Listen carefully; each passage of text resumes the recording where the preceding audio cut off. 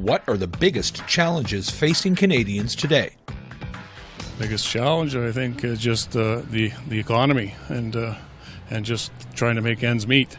I think that's the biggest challenge in most people nowadays. So division of opinion. People, sort of COVID has been very divisive for people.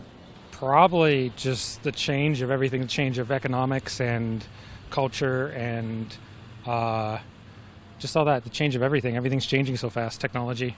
Everything's changing rapidly, and Canada's trying to be one of the leaders. We're part of the G5, right? So we're trying to be the leaders, and it's got to be pretty hard to, change laws and infrastructure to keep up with the changing world. Getting back to work.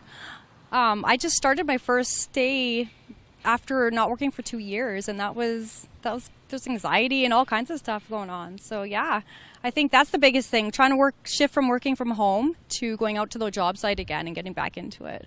Polarization. That's the biggest issue. We're turning to a lot of the U.S. form of government, and it's troubling. I think we can do better than that. I think Canada's a better country. I think we can do a lot better.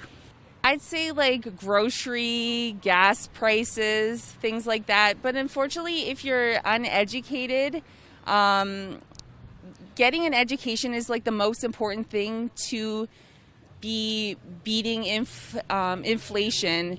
If you are going to school and you're doing good at your job, there shouldn't be any problems. The pandemic and how that's going to unfold, whether there's going to be, additional variants, and, the economic situation. I come from a part of Canada where it's less affordable to buy housing than it is here. So I think the economy and our general welfare are the two things I pick.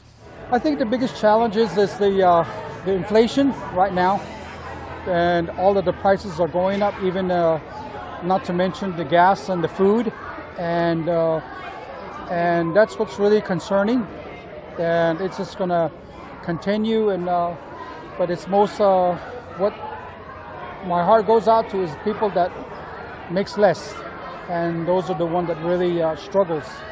That that just work from paycheck to paycheck, and we just got to do something to help. Healthcare, definitely. I mean, it's. I'm from Ontario, and our healthcare is declining rapidly. Our hospitals can't get nurses. The price of everything today, the way she's all going sky high, yeah. I guess you would call it the rate of inflation, yeah. And this bank rate, that's scaring the hell out of me, yeah. What's going to happen there, year or two? Wow, yeah. Keeps going the way it is, Canada's going to be in a mess. Well, certainly the interest rate going up. Some of the people have never lived with interest rates that are more normal. The lowest our interest rate was for mortgages was 10, 10.5, 11, although it did go up in the 80s to really high. So I'm afraid that they've overextended themselves, and anybody relying on a low interest rate in the 2 to 7% range is going to have a difficulty. As a young person, I find it incredibly hard now to get into the housing market when people are overpaying by like $50,000 on a house. Like, it's crazy. The fact that we continue to do very little or nothing about climate change, the fact that we seem to be stuck between liberals and conservatives, the conservatives who say very little of worth, the liberals who say lots of stuff that sounds nice but don't do a whole lot, and until we actually get some genuine, authentic electoral reform, we're going to probably stay stuck in this trap between two parties who have lots of power but very little interest in actually governing. It's to get back into into the groove of things, like back to so-called normal life, whatever that is. Like, that's what I want for my kids, my grandkids. I wanted to get back to how we were. One of the challenges, we do have rising interest rates, and I think we have a lot of consumer debt, and so I think those are big challenges that will face individuals and families in the coming year.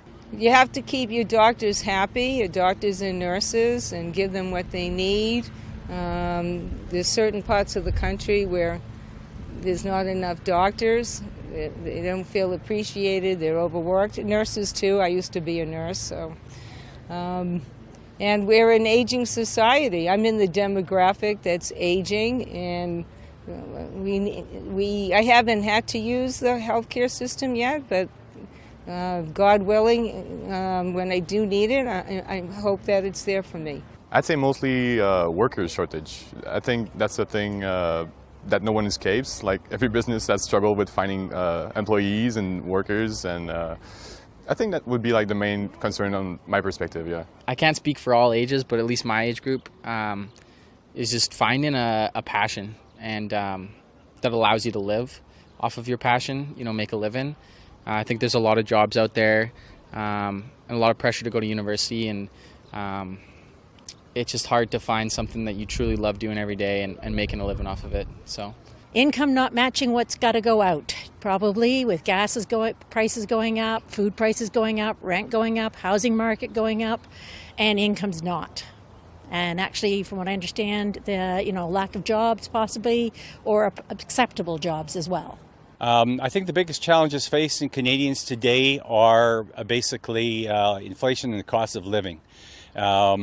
It's one of those worldwide issues that I think all of us are facing, and between that and rising interest rates, I think the average Joe is challenged in terms of paying those bills and living the life that they hope that they can.